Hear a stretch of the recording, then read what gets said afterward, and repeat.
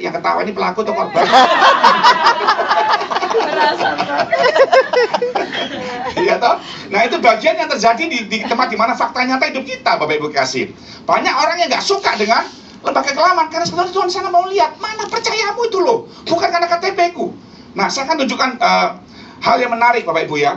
Mengapa Tuhan membawa kita mengalami hal-hal yang nggak enak seperti itu? Apa yang Tuhan kerjakan?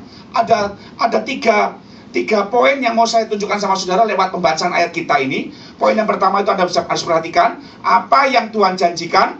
Yang kedua, apa yang Tuhan sedang kerjakan. Dan yang ketiga, bagaimana sikap hati kita terhadap apa yang Tuhan kerjakan. Tiga hal ini ada dalam pembacaan ayat kita ini ya. Coba kita lihat Roma pasal 4. Anda yang suka judul, saya kasih judul intervensi ilahi ya. Coba buka sama-sama Roma pasal 4 ayat yang ke-18 mulai. Saya setiap kali baca ayat, mohon maklum harus netesin mata Bapak Ibu supaya Anda bisa memaklumi saya ya. Firman Tuhan berkata begini, perhatikan. Sebab sekalipun tidak ada dasar untuk berharap, namun Abraham berharap juga dan percaya. Jadi kalau Bapak Ibu berharap, itu harus disertai dengan percaya. Lihat baik-baik. Bahwa ia akan menjadi bapa bagi banyak bangsa. Menurut yang telah difirmankan, demikianlah banyaknya nanti keturunanmu. Nah ini yang disebut yang pertama, janji Tuhan. Ya.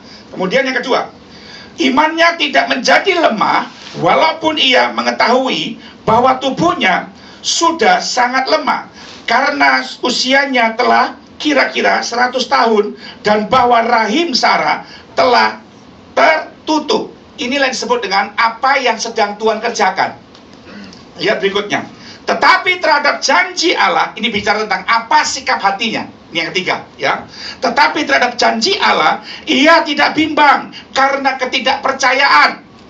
Malah ia diperkuat dalam imannya, dan ia memuliakan Allah dengan penuh keyakinan bahwa Allah berkuasa untuk melaksanakan apa yang telah ia janjikan. Bapak Ibu jemaat Pekalongan dan sekitarnya dengan baik-baik. Inilah bagian yang sedang Tuhan kerjakan dalam diri kita lewat simbol apa yang dikerjakan Tuhan kepada Abraham.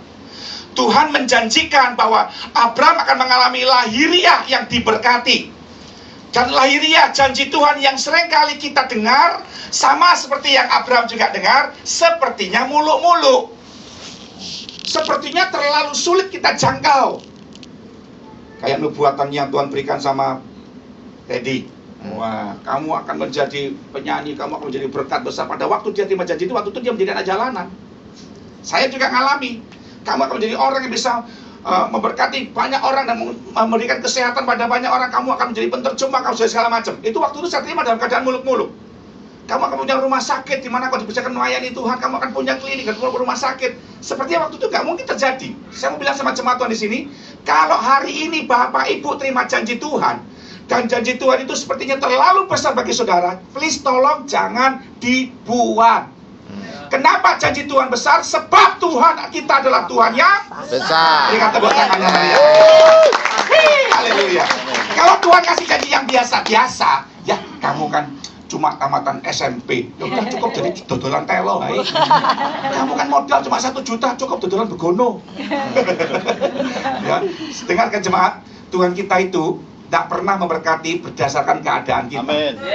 Dia memberkati berdasarkan ini dia, apa yang mau dia kerjakan. Yaitu manusia batiniah kita itu. Amen. Itu yang dia kerjakan. Dan cara dia kerjakan, dibawanya Abraham ke lembaga kelaman, diperhatikannya Abraham terhadap apa saudara? Lahiriahnya yang nggak memungkinkan untuk mencapai keadaan itu. Tujuannya apa? Supaya Abraham percaya sama Tuhannya. Saya bilang sama jemaat di sini, jangan coba-coba pengen jadi seperti tokoh Alkitab siapapun dia, kecuali satu, Yesus. Karena semua mereka punya kelemahan. Contohnya Abraham nih. Kejadian pasal 15 di sana mengisahkan gini Bapak Ibu, bahwa Abraham akan dibawa Tuhan menikmati janji Tuhan. Keturunanmu seperti bintang di langit. Ayo Abraham keluar tenda. Abraham keluar. Nih lihat bintang langit itu ya. Itu kayak nanti keturunanmu kayak gitu. Abraham percaya, sudah kekasih. Ya, tapi nanti Elias yang jadi ahli warisku. Enggak, kata Tuhan. Darah dagingmu, kata Tuhan pada Abraham. Iya, semua Tuhan. Yang percaya, saya percaya Tuhan. Waktu itu dia berumur 85 tahun. Dan yang luar biasa Bapak Ibu, percayanya Abraham diperhitungkan Tuhan sebagai sebuah kebenaran. Dan yang menarik lagi, kejadian 16, Sarah mati haid.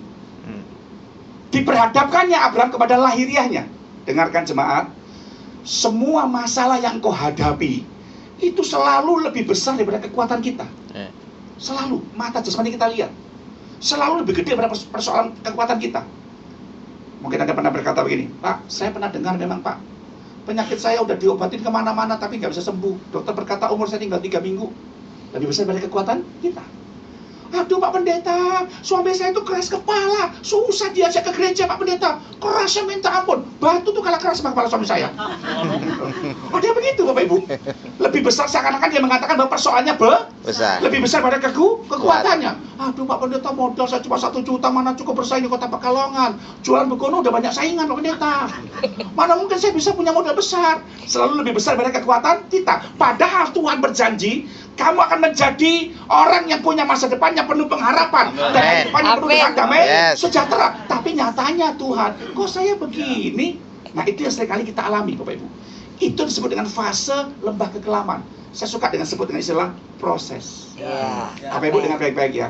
Sesuatu yang mahal dalam diri kita itu tidak pernah dilahirkan dari proses yang instan. No. Tuhan suka sekali yang namanya proses.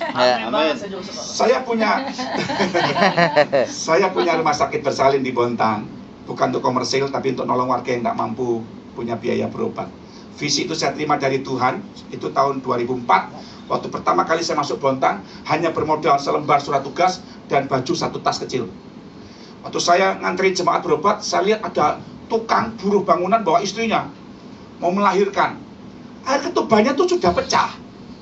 Jadi dia harus bayar administrasi. Dan namanya buruh. Nah, waktu itu saya juga maaf kata baru merintis, dia tidak punya apa-apa. Makan aja Indomie tiap hari saya waktu itu. Tidak punya duit. Dia bingung cari utangan keluar. Sementara ini air ketubannya udah pecah. Jadi waktu anaknya lahir udah kekeringan air ketuban, mati saudara. Nah, sampai Tuhan kasih saya kerinduan, Tuhan saya nanti kalau berhasil di sini Tuhan saya membangun rumah sakit sehingga orang yang tidak punya duit bisa berobat gratis tempat saya. Saya doa Bapak Ibu tahun 2010. Ya saya nggak bisa cuma sekali bertemu dengan saudara karena terlalu panjang Tuhan mengerjakan kehidupan saya yang luar biasa. Sampai 2012 jadi rumah sakit itu dengan ajaib. Mana ada orang bangun gereja tanpa janji iman jemaat. Mana ada orang bangun gereja tanpa jalankan les proposal. Saya salah satu orang yang melakukannya di Bontang. Amin. Walaupun saya tinggal di kota kecil, kota terpencil, tapi saya membangun surga di sana. Amin. Gedung 5 lantai, 15 kali 31 jadi dalam waktu 2 tahun. Selesai, itu ajaib sama interiornya. Padahal itu susahnya minta ampun material dan dana pada waktu itu. Saya panjang sekali ceritanya, tapi satu kali ada seorang ibu yang kepleset, hamil 5 bulan. Ya kepleset, dipanggilkan tukang urut. Jadi perutnya ini diurut Bapak Ibu. Rupanya nggak tahu salah urut atau bagaimana, dia kesakitan mulas-mulas. Dibawanya lah sama suaminya ke klinik kami. Bidan saya periksa, ternyata udah bukaan 4. Jadi kami waktu itu belum punya USG 4 dimensi waktu itu. Sekarang sudah punya ya. Dulu kami belum punya dokter ahli kandungan spesialis untuk kuret dan sesar. Waktu itu kami belum punya. Sekarang sudah punya. Dan yang luar biasa kami mau rujuk ke rumah sakit yang punya waktu itu Bapak Ibu. Surat itu belum selesai ditulis. Tahu-tahu pembukaan 6 brojol lahir saudara. Bayi umur 5 bulan lahir belum waktunya. Anda tahu apa yang terjadi? Panjangnya cuma 18 cm. Beratnya itu cuma 400 gram. Matanya belum jadi. Kulitnya ini kayak plastik, uratnya tuh kelihatan. Terus dagingnya tuh kelihatan. Batok kepalanya ini kayak kertas plastik diguyur-guyur saudara. Kemaluannya belum terbentuk. Waktu saya memandang itu, napasnya megap-megap. Saya bilang gini sama Tuhan, Tuhan, kayak gini loh. Proses kejadian kita itu lewat proses. Kalau ada orang Kristen yang tidak suka proses, sukanya sak-desaknya, tahu ya desaknya ya. Maunya apa langsung jadi. Itu orang yang aneh. Itu orang yang pengennya jadi sesuatu yang maunya instan. Tuhan nggak pernah seperti itu Bapak Ibu. Akhirnya Abraham melakukan seperti itu. Tuhan, aku udah janji sama saya. Sarah bilang, Mas, kan darah dagingmu kan Mas. Ya udah, nih ambil nih Hagar hambaku Hagar, ambil aja kan darah dagingmu kan. Abraham dikasih Hagar kayak kucing dikasih ikan asin, mau aja gitu. Tahu gak Bapak Ibu apa yang terjadi? Ketika sejak itu sampai hari ini kita menanggung resikonya loh Bapak Ibu. Ada ISIS lah, ada FPI lah, ujian gereja susah lah. Gara-gara apa? Orang yang pernah mengandalkan kekuatan sendiri untuk menggenapkan janji Tuhan dalam hidupnya, dia menolak proses sampai akhirnya masuk Kejadian 17 ayat 1, Bapak Ibu. Ya, Abraham berumur 99 tahun. Tuhan menampakkan diri kepada Abraham. Ismail dilahirkan Hagar untuk Abraham pada waktu dia umur 86 tahun. Coba buka Kejadian 16 ayat 16. Kejadian 16 ayat 16 mengisahkan di situ bagaimana Abraham mendapatkan Ismail umur 86 tahun. Nggak lewat satu ayat, masuk Kejadian 17 ayat 1, hilang 13 tahun. Kisah perjalanan Abraham dengan Tuhan hilang, Bapak Ibu. Anda tahu kenapa? Tuhan bad mood ketemu sama Abraham. Walah, Abraham, kamu tak janjiin, kamu udah percaya, kok kamu malah nggak percaya? Mana kebenaranmu? Itulah yang Tuhan kerjakan dalam hidup kita. Lewat peristiwa itu, Abraham mengerti poin yang ketiga, bagaimana sikap hatinya untuk mendapatkan janji Tuhan. Apa yang dia buat? Lihat baik-baik. Ia memperkuat imannya. Sejak peristiwa kegagalannya dengan janji Tuhan, Hagar dengan Ismail, dia membenahi hidupnya dan lahirlah sesuatu yang disebut dengan Ishak. Tapi jangan lupa, ketika Tuhan datang sama Abraham, ini kartu nama saya. Akulah Allah yang Maha Kuasa. Mau tahu caranya mendapatkan ke-El Shaddai-anku, kata Tuhan? Shaddai itu artinya apa? Allah yang Maha Kuasa. Mau tahu caranya, Bram? Mau tahu caranya Jemaat Pekalongan? Mau. Berjalanlah di hadapanku dengan tidak bercela. Celah apa yang Abraham buat? Kalau saya bilang sama anak saya jangan nakal, nak ya, berarti anak saya pernah nakal. Kalau saya bilang sama Abraham, Tuhan bilang sama Abraham, jangan bikin celah, berarti Abraham pernah bikin celah. Celahnya apa? Dia mengandalkan kekuatan sendiri untuk mengenapkan janji Tuhan. Dia menolak proses, dan itu yang paling parah, Bapak Ibu. Setiap Bapak Ibu yang ingin mendapatkan sesuatu yang mulia, pasti lewat proses. Dunia ini, waduh, pengen nawarkan yang instan-instan. Contohnya nih, dulu orang mau makan mie, mesti beli tepung, digiling, dikasih air, digepuk-gepuk, ditarik-tarik, diputar-putar, gak cocok, gepuk-gepuk lagi, tarik-tarik, putar-putar, jadi makan mie. Sekarang, hanya dengan Rp2.000, Anda bisa makan mie segala macam rasa, tinggal pilih aja. Ya kan? Dulu orang matiin TV, Bapak Ibu, pakai remote. Sekarang kan, dulu pakai jalan kaki dulu, cetek, sekarang pakai remote. Pindah channel dulu masih jalan kaki, pindahkan channel, sekarang pakai remote. Itu pun masih kurang instan, Bapak Ibu. Sekarang pakai tangan aja. Matiin TV, mati. Hidupin TV, hidup. Pindah channel, pindah sendiri. Pakai tangan aja, pindah sendiri. Kecilin volume, tinggal pakai jari aja gini. Nanti kurang besar, gini lagi. Mau buang TV, gampang. Ya, toh? Loh, nggak salah instanisme. Bapak Ibu, saya ulangi ya. Nggak salah instanisme. Tapi itu kalau nggak hati-hati. Tuhan tuh pengen bahwa Anda menikmati bagaimana penghiburan dia dalam lembaga kelaman. Karena dia pengen mengintervensi yang paling penting dalam hidup kita. Itu apa? Manusia batiniah kita itu loh.